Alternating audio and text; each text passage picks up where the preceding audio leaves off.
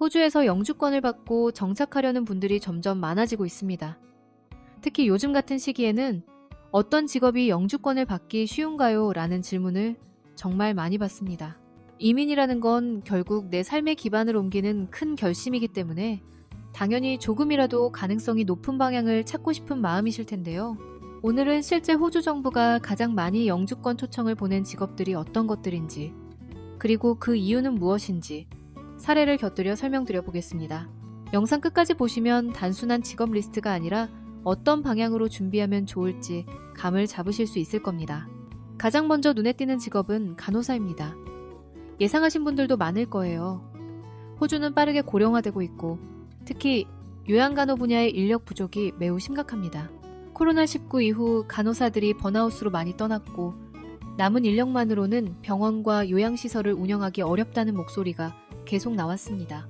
실제로 지금도 병원마다 간호 인력 구하기가 하늘의 별 따기입니다. 이렇다 보니 간호사는 호주 정부가 기술이민 분야에서 가장 우선적으로 초청장을 보내는 직업 중 하나로 자리 잡았습니다. 한 예로 저희 고객 중에도 한국에서 간호학과 졸업 후 실무 경험을 쌓고 호주에 유학 온 뒤 기술심사와 영어 점수를 준비해 189 비자로 영주권을 받은 분이 계셨습니다. 준비 기간은 약 1년, 초청 후 비자 승인까지는 9개월 정도 걸렸습니다. 물론 사람마다 조건이 다르기 때문에 속도 차이는 있지만 전반적으로 간호사 직군은 지금이 영주권 받기에 가장 좋은 타이밍이라 볼 수 있습니다. 다음으로는 건설 기술직입니다. 처음 들으면 의외라고 생각하실 수도 있지만 호주에서는 지금도 숙련된 건설 인력이 절대적으로 부족합니다. 도시 인구가 늘고 있고 정부 차원에서 교통 인프라나 주택 공급 프로젝트를 대규모로 추진하고 있기 때문에 타일러, 목수, 벽돌공, 전기공, 배관공 같은 기술자들은 현장에서 늘 필요한 존재입니다.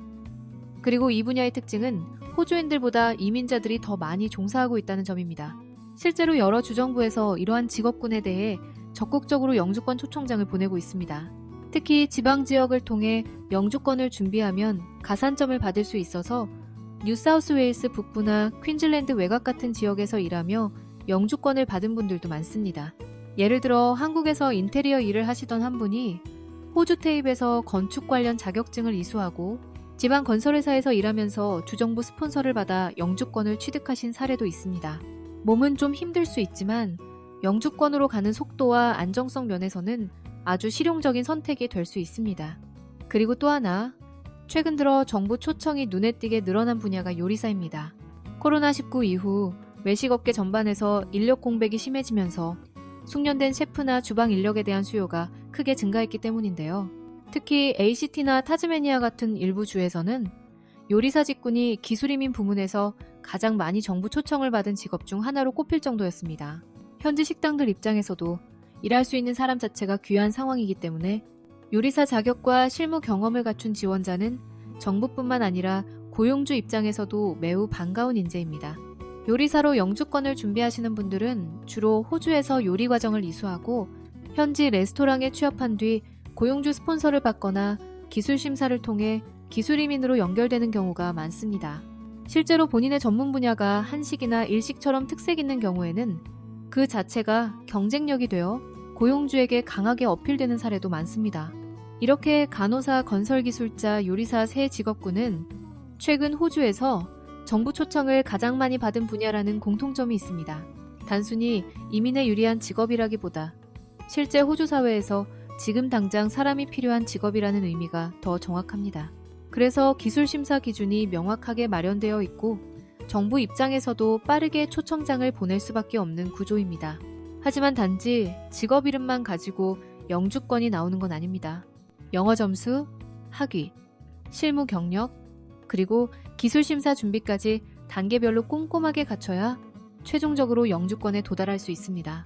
실제 준비를 시작하시려면 가장 먼저 해야 할 일은 자신의 직업이 기술이민 직업군에 포함되어 있는지 확인하는 것입니다. 그 다음에는 해당 직업군의 기술심사 기관이 요구하는 조건을 파악하고 영어 점수를 확보하며 관련 경력을 정리하는 순서로 접근하셔야 합니다. 또한 요즘은 지방 이민 프로그램이나 주정부 스폰서를 활용하면 가산점도 받고 초청받을 확률도 높아지는 추세이기 때문에 전략적으로 지역을 고려한 계획을 세우는 것도 추천드립니다.